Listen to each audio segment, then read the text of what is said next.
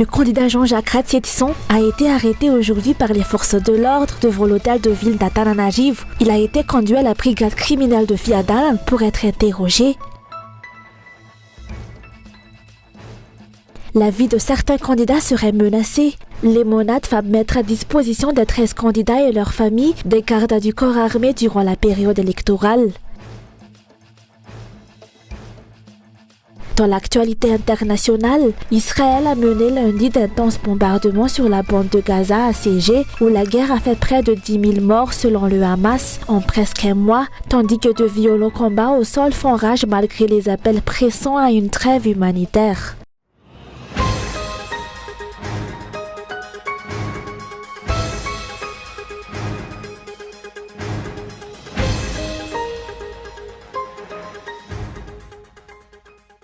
Le candidat Jean-Jacques Ratzietson a été appréhendé en fin de matinée par les forces de l'ordre devant l'hôtel de ville d'Atananarivo. Embarqué dans un camion de la gendarmerie nationale, il a été dirigé vers la brigade criminelle de Fiadanan pour audition.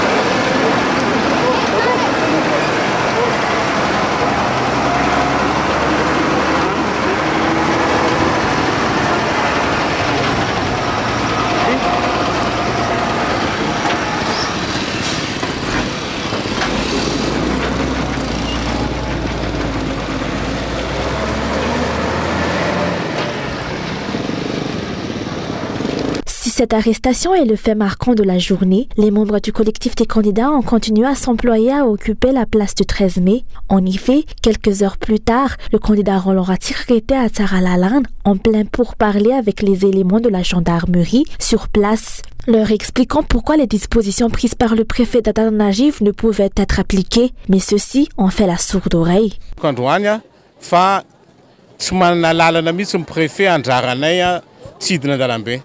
La préfecture n'a plus le pouvoir d'interdire l'accès à la place du 13 mai, car nous avons déposé une plainte devant le tribunal administratif. Bien que cette plainte n'ait pas encore abouti, il est important de noter que tant que l'affaire est en cours devant le tribunal administratif, la décision de la préfecture est suspendue. Nous allons présenter ces documents aux forces de l'ordre pour en attester.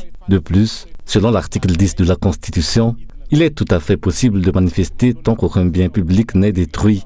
Nous savons tous que nous n'avons jamais causé de destruction lors de nos marches pacifiques. Cette situation est inacceptable et nous demeurons résolus à dénoncer les injustices. De plus, il y a eu un mort d'homme. Même si la préfecture refuse de le déclarer, d'autres ont été blessés. Tout cela sans aucune raison valable. Pourquoi refuse-t-il de nous laisser manifester, tandis que le candidat numéro 3 a le droit de le faire?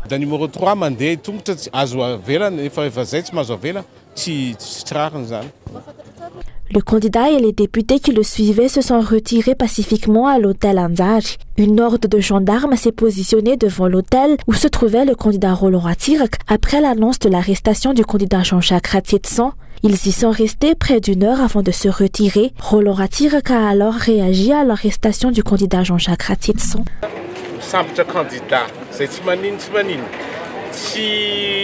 Nous n'avons en aucun cas perturbé l'ordre public. Aucun acte de vandalisme n'a été commis et nos actions n'ont jamais été teintées de violence. C'est toujours le gouvernement qui fait preuve de violence envers nous, ce qui est inacceptable. Je m'engage à continuer à lutter contre cette injustice pour les générations futures. Le candidat Erazzon Armapian, qui se trouvait quant à lui dans les alentours du quartier de Beorik, a aussi réagi à cette arrestation.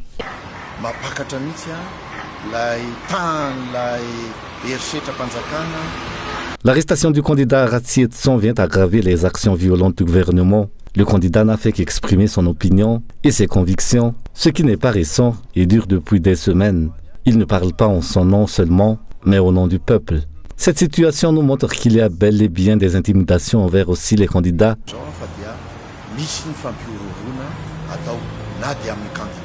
Le candidat Azwanjianen Arvelo s'est également exprimé face à cette arrestation injustifiée sur son compte Facebook. Libérer le candidat Jean-Jacques Ratzietson, les intimidations ne nous feront pas reculer. Notre lutte va triompher.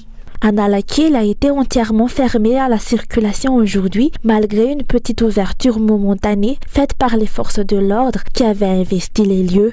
Les marchands de Beorirk, Tsaralaland et d'Andouan Analakil ont quant à eux continué à vaquer à leurs occupations.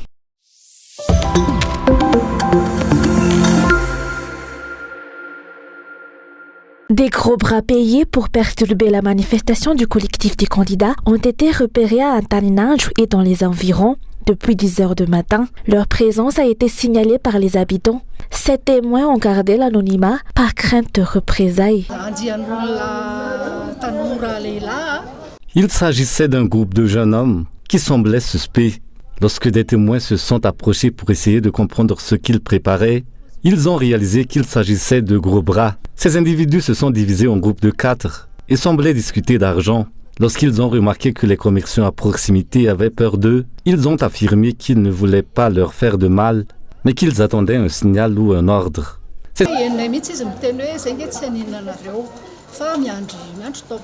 Selon les habitants, ces individus n'étaient pas venus pour soutenir la lutte du collectif des candidats, mais pour la perturber. Les individus n'étaient pas des partisans du collectif des candidats. Si tel avait été le cas, ils ne seraient pas restés sur place depuis 10 heures jusqu'à maintenant. Depuis samedi, les forces de l'ordre sont toujours intervenues pour disperser tout rassemblement d'individus, mais pendant tout le temps où ces individus sont restés là, les forces de l'ordre ne sont jamais intervenues.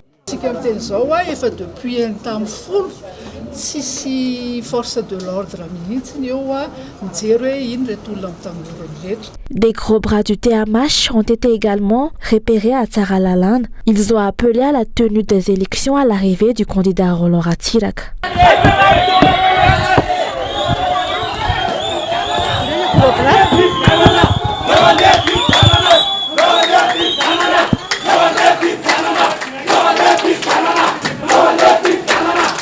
Selon les explications, ces individus cherchent par tous les moyens à perturber et à mettre fin à la manifestation du collectif des candidats. Cette manifestation se poursuivra toutefois demain.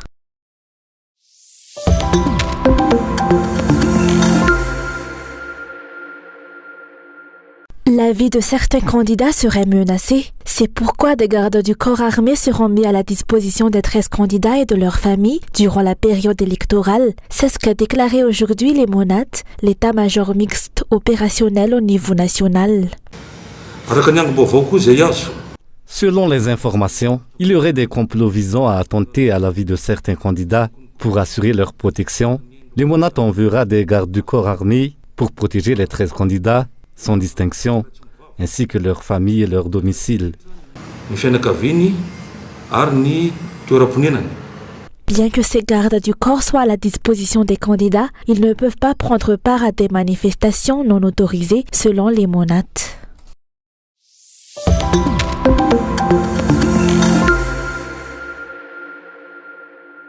Le RMDM, alliance de plusieurs partis d'opposition, a annoncé officiellement aujourd'hui son soutien au collectif des candidats pour investir la place du 13 mai. La situation actuelle dans le pays, marquée par des violences flagrantes de la loi et les formes de répression, est devenue inacceptable. Ils estiment qu'une action décisive est nécessaire et que la situation doit être portée à l'attention du monde entier.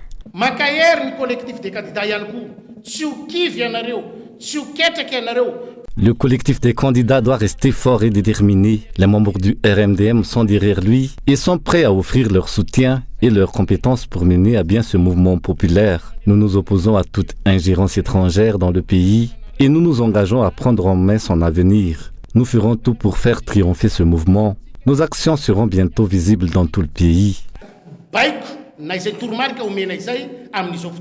Les membres du RMDM des régions sont arrivés dans la capitale et sont prêts à militer pour la restauration de l'état de droit à Madagascar. Nous sommes ici pour aider à investir la place du 13 mai. Cette place est à l'ensemble des Malgaches. Les membres du RMDM ont exprimé leur intention d'apporter des propositions et des stratégies pour faire triompher le mouvement populaire dirigé par le collectif des candidats.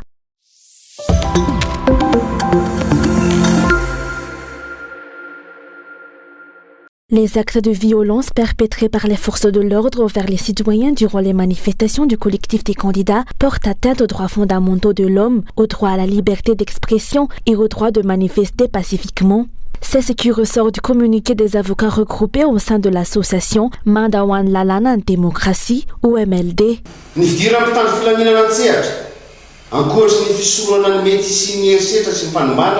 Le rôle des forces de l'ordre, outre la prévention de la violence et de la destruction de biens lors des mouvements populaires, est de protéger les manifestants conformément aux accords internationaux sur les droits de l'homme et aux lois malgaches en vigueur, notamment la loi numéro 60.104, article 04, qui exige qu'une sommation soit faite avant la dispersion des manifestants. L'utilisation de la force par les forces de l'ordre doit exclusivement viser à maintenir l'ordre et la paix. Tout appui de la force qui ne contribue plus à ces objectifs peut être considéré comme motivé par des intérêts politiques.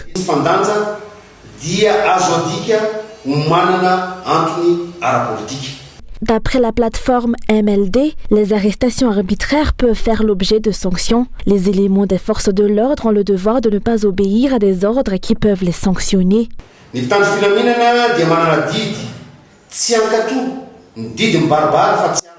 Les forces de l'ordre ont également la responsabilité de refuser de suivre un ordre qui enfreint de manière évidente les lois.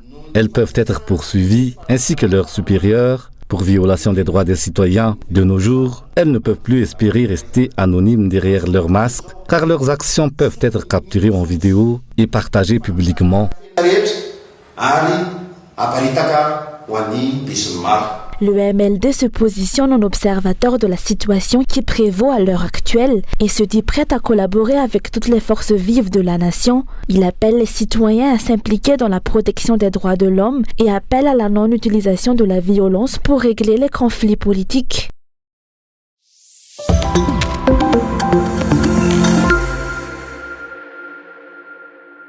La note de la préfecture d'Antananarivo, qui interdit la manifestation sur la place du 13 mai du collectif des candidats, est illégale. D'après le candidat Roland Ratirak, toute interdiction par la préfecture n'a pas lieu d'être et est suspendue tant que le tribunal administratif n'a pas rendu son verdict concernant la plainte introduite par le collectif des candidats.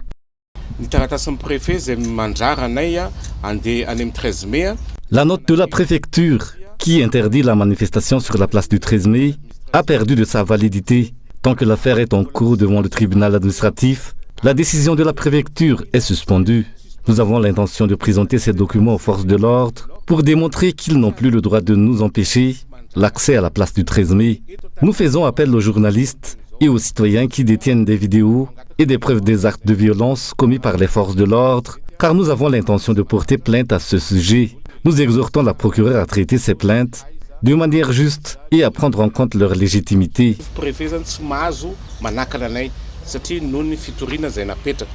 D'après les explications, les forces de l'ordre, en particulier la gendarmerie nationale, sont responsables des blessures et des malheurs actuels du peuple malgache. Elles ont utilisé des armes dangereuses pour disperser les manifestants, mais malgré la répression, la lutte pour la restauration de l'état de droit ne prendra pas fin.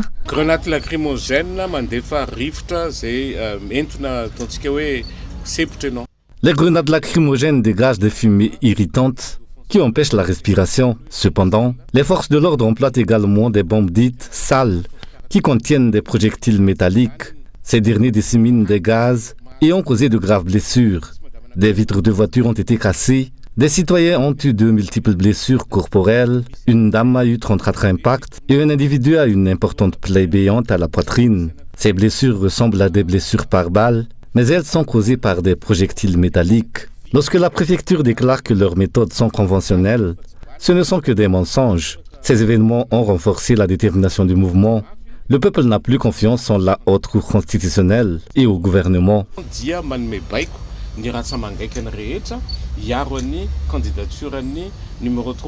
L'article 10 de la Constitution stipule le droit à la liberté d'expression et de manifestation à Madagascar, tant que cela ne perturbe pas l'ordre public. Selon le collectif des candidats, la manifestation en faveur de la tenue d'élections transparentes est une marche pacifique et conforme à ces dispositions constitutionnelles.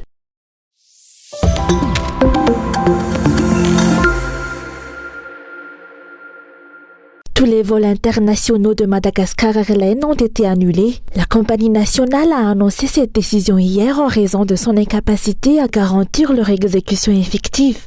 Elle a rassuré ses clients en leur promettant de les recontacter pour organiser des vols de remplacement. La récente annulation des vols par Madagascar Airlines traduit l'incapacité de la compagnie à concrétiser ses décisions. C'est ainsi que la reprise de la desserte de Madagascar Airlines vers Maurice, initialement prévue pour le 29 octobre, a été reportée à une date ultérieure.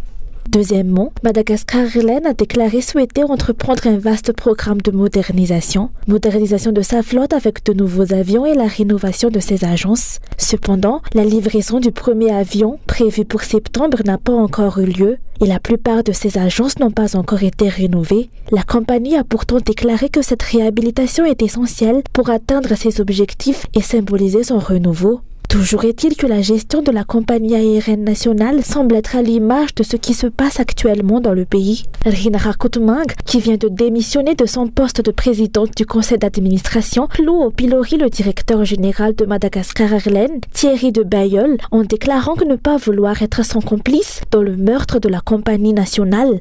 Fin de citation. Force est de constater qu'à l'instar du pays, la compagnie aérienne nationale va donc très mal.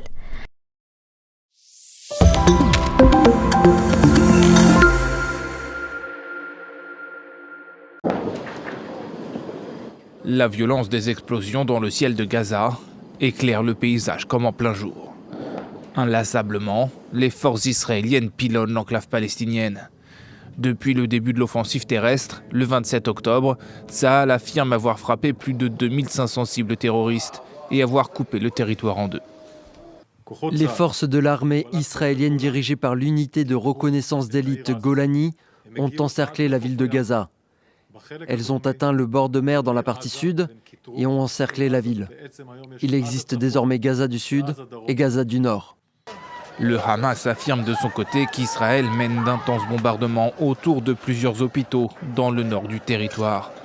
L'armée israélienne accuse en effet, image à l'appui, le groupe terroriste de se servir des centres de soins pour abriter ses soldats et tirer des missiles sur Israël. Des allégations démenties par le gouvernement du Hamas. Par ailleurs, Tsahal continue de surveiller la situation à la frontière du Liban. Nous avons une très bonne compréhension de la situation et nous entendons beaucoup parler des sentiments des habitants du Nord. Nous sommes prêts à frapper le Liban à tout moment. Nous comprenons que cela peut arriver. Après l'attaque du 7 octobre, l'État hébreu a promis de détruire le Hamas, une tâche presque impossible à réaliser. Chaque frappe d'Israël sur Gaza façonne un peu plus une nouvelle génération de combattants.